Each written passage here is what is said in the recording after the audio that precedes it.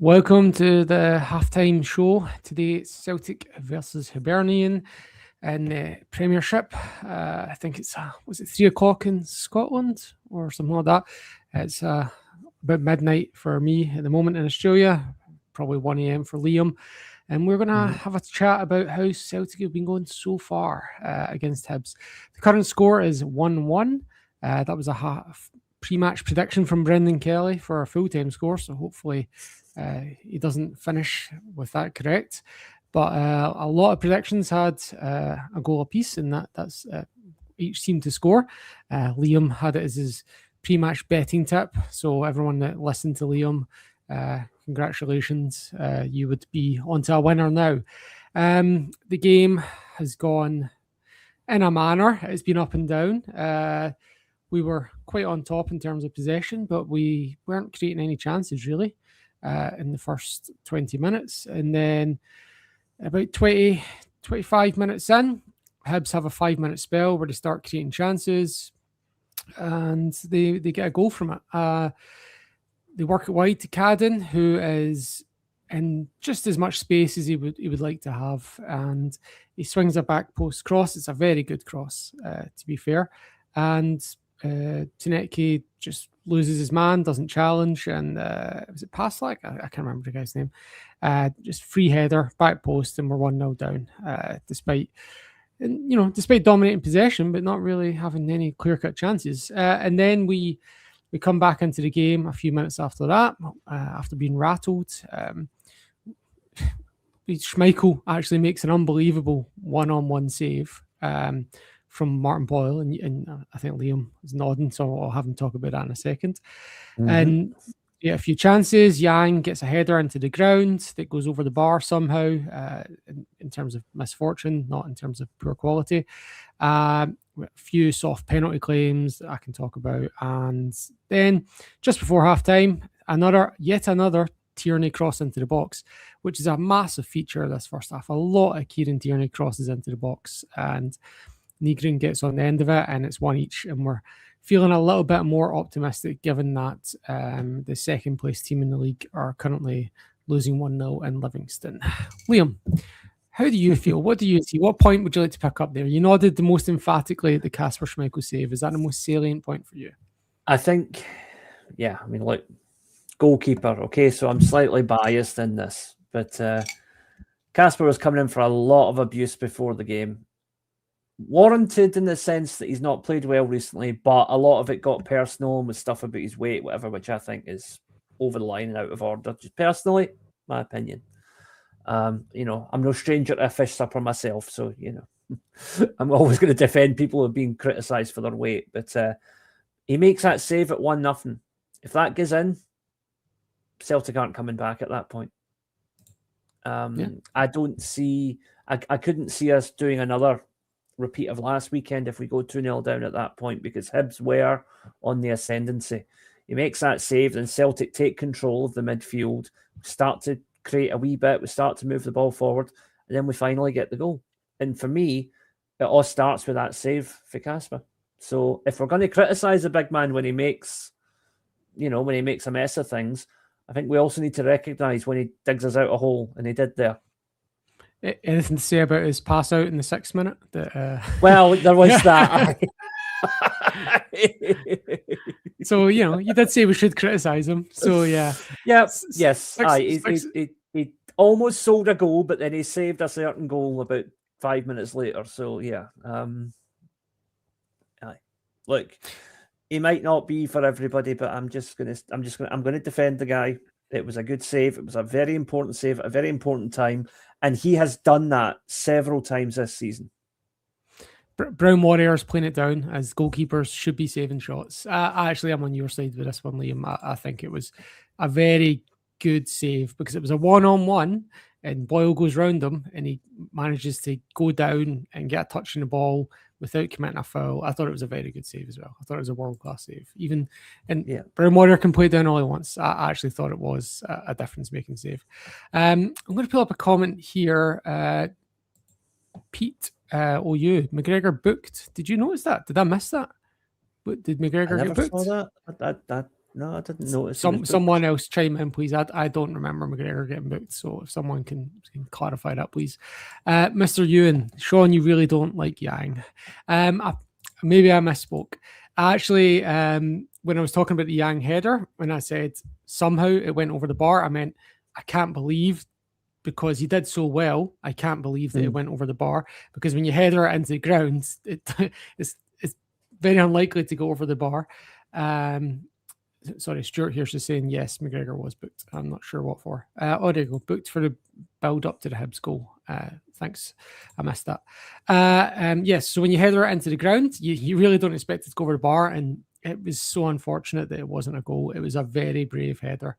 It was a kind of a very long time in the air from the Tierney cross. And Yang is very good at getting on the back of those crosses at the back post, and I thought he was very unfortunate to not get a goal from that. I actually felt up until he puts Yang puts the cross in, I think that Van Chara gets a touch and can't get out his feet, which is a great chance for Van Chara. I actually thought he frustrated me a bit, because I thought he was getting too distracted by wrestling with Bashiri. And then when he did get the ball in the box a couple of times, he couldn't quite get out his feet, couldn't get a shot away, or couldn't find a man in a dangerous area. So even though I do like him, I think he's not quite at it today. I think I could see him not finishing this game. I could see Adamu maybe coming on. I mean, I do like what he offers at Van Chara. I really do. I like his strength, and I like his link-up play, but in the box today, he's been letting us down a bit. And it's the sort of thing, like if Nacho was the one in there, you'd be more hopeful of getting a goal, right? It's been a bit disappointing. But yeah, other than those two incidents, Yang hasn't really offered a lot, and that's. But to be fair, it's more than Tierney's offered, because I think Tierney has had a lot of possession, but he's done really. And correct me if I'm wrong, but I don't think he's done anything beyond square passes and take some heavy touches. And yeah, Liam, on those three thoughts. I think it's just kind of been a bit of a disjointed performance generally, but I think they've all looked better as the whole team has improved towards the end of that half. I think if we can just continue the momentum we had going into half time, I think my 3-1, it would be looking quite good. I thought that McGregor had a great half as well. It kind of starts when he covers for that Schmeichel back pass. He gets in and nicks the ball, and he reads it like before the pass is even played. He's running towards that point and getting in on the shoulder of the guy. So I thought that was a great play there, and he's had some great touches, cycled it out wide very well. So I thought he's been one of the best on the ground. I think Tierney, for me, has been the best so far. He's been a constant threat. There's been times where he's been looking up and there's not been much to do, but there's also been times where he's received the ball and I've been thinking, oh man, he's under pressure here. The only thing he can do is go back to scales, and then he hasn't, and he's managed to play it forward under pressure. So that's been impressive to me. I think he's must be a dozen crosses into the box. He gets the assist for the goal. I think those two, along with Araujo, have been the most impressive in the first half for me. Do you disagree, or any other ones you want to throw in? No, I think Araujo particularly has been really good getting down that flank and putting crosses in. It was funny, actually, just a couple of minutes before he scored, Nygren played one of the worst passes I've ever seen towards Araujo out on the wing. And the blind pass, he thought he was there and he wasn't. Aye. Yeah. But it was, he's had a really good game, Araujo, and Nygren has just done what he's been doing all season. He's kind of drifted in and out the game, but he pops in and gets a goal when it matters. And I think quite a few people in the comments are saying it, and I tend to agree with them, that we need to start just shooting on sight. We need to take on more shots from outside the box. Hibs keeper this season at numerous points has looked vulnerable to it. Granted, so is ours, but I think that it's you've got McGregor's got that in him, Oxlade-Chamberlain's got that in him. I think Nygren's got it as well. Tierney's got it. Shots from distance might be how we end up winning this game. There's a couple of comments on Ox. Ox started well, dropped off as the half went on though, and will Ox last the 90? So some questions about his match fitness. Kind of hard to disagree. I did see similar to what those commenters are suggesting. He did get one shot away, but he wasn't sure-footed at the time, and he did put it quite high and wide with that. I've entirely forgot what I was going to ask you now. Sorry. Scales, I thought, had a good first half as well, apart from one slack pass that led to an opportunity. I thought he did well. He's covered defensively well. There's been times two times at least, where he's been under pressure and he's turned the man and opened up the play.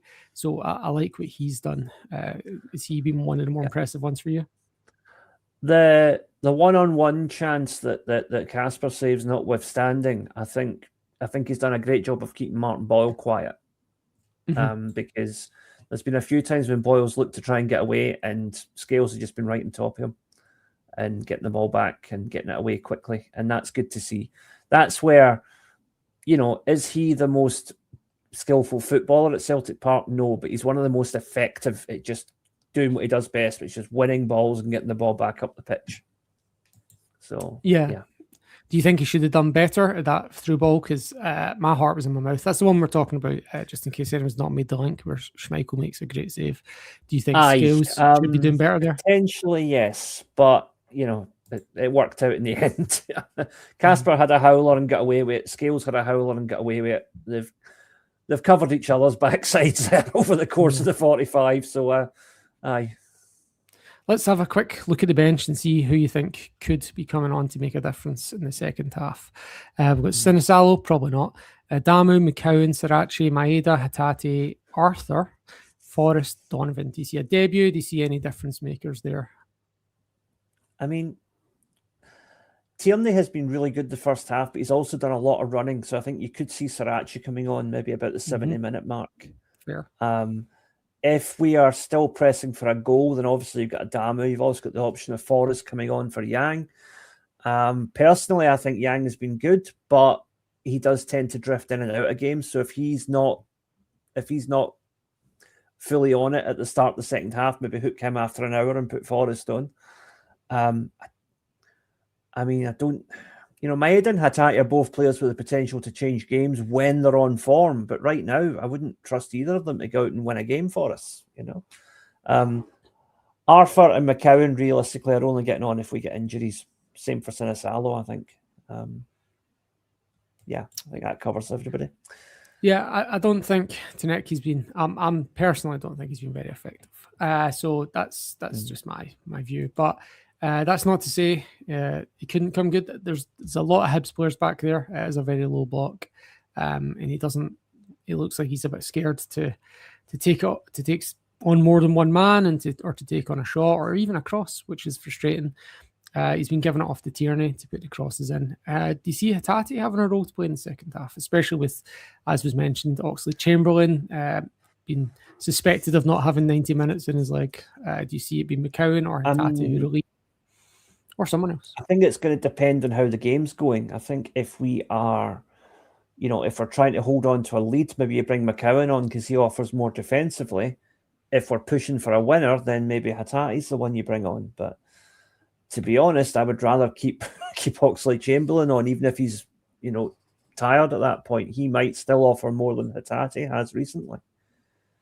Yeah, and he has looked a bit leggy. I think, is this his first start? I think it is. First start. It is, yeah. About 9 months or so. I don't expect to see Donovan barring an injury because Araujo seems to be superhuman in terms of his running, but he did play a lot of minutes midweek, so we never know. That might actually be the case. The teams are coming out now, so what we'll do is we'll head back to Celtic Park. Thanks everyone for joining and in the comments, and hopefully when you join us at full time, we'll be discussing a Celtic victory, and hopefully it's not in the 95th minute. Hopefully it's earlier than that and it's a comfortable couple of goals, but that has not been of late, so we'll see. More on the hoops.